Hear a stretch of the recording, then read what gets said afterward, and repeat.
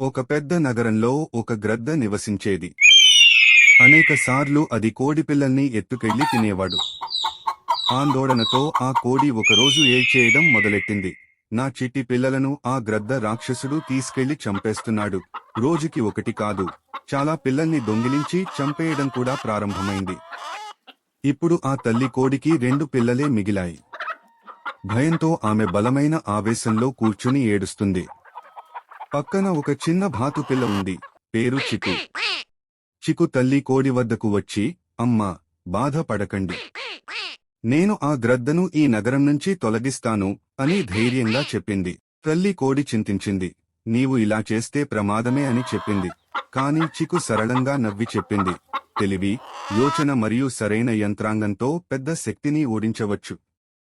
చికు ఆ రాత్రి ఒక ఉపాయం వేసుకుంది.